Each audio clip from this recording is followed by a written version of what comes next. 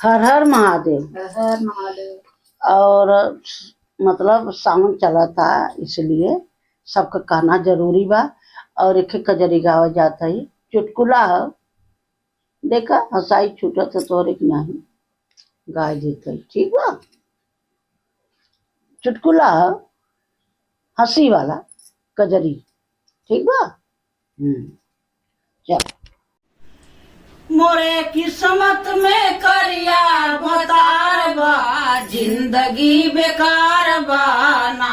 मोरे किस्मत में करिया भतार बा, जिंदगी बेकार बा ना।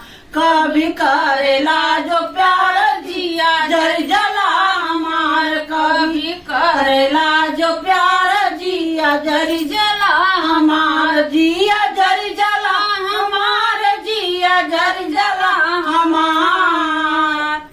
ओके छतिया पे बार बेसुमार बा, जिंदगी बेकार बा ना। ओके सतिया में बार, ओके सतिया में बार बेसुमार बा, जिंदगी बेकार बा ना। हमरे किस्मत में करिया भतार बा, जिंदगी बेकार बा ना। मोरे किस्मत में करिया भतार बा, जिंदगी बेकार बा ना। मोर हाथ गोड़ गोर गोर सुंदर मोहवा बा, मोर हाथ गोड़ गोर गोर सुंदर मोहवा बा, मोर सुंदर मोहवा बा, मोर सुंदर मोहवा बा, मोर।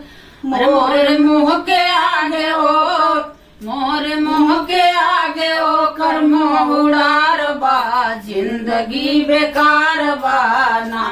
मोरे मुँह के आगे ओ कर मुँह उड़ार बा, जिंदगी बेकार बा ना। मोरे किस्मत में करिया भतार बा, जिंदगी बेकार बा ना। मोरे किस्मत में हो, मोरे किस्मत में करिया भतार बा, जिंदगी बेकार बा ना। पढ़े लिखे नाही आवे ना तो गावे ना बजावे, पढ़े लिखे नाही आवे ना तो गावे ना बजावे, ना तो गावे ना बजावे, ना तो गावे ना बजावे। बातचीत का भी हो, बातचीत का भी नाही होशियार बा, जिंदगी बेकार बा ना। बातचीत कभी नाही होशियार बा, जिंदगी बेकार बा ना। मोर किस्मत में हो, मोर किस्मत में करिया भतार बा, जिंदगी बेकार बा ना। मोर किस्मत में करिया भतार बा, जिंदगी बेकार बा ना। महासीमा दुर्गा का बताई लाग दुश्मन की नाई, सीमा दुर्गा का बताई लागे दुश्मन की नाई। ठाट बाट मोर हो, ठाट बाट मोर बिरथा सिंगार बा, जिंदगी बेकार बा ना।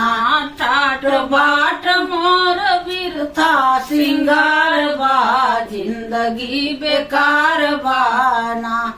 मोर किस्मत में करियो, मोर किस्मत में करिया भतार बा, जिंदगी बेकार बा ना। मोर किस्मत में करिया भतार बा, जिंदगी बेकार बा ना।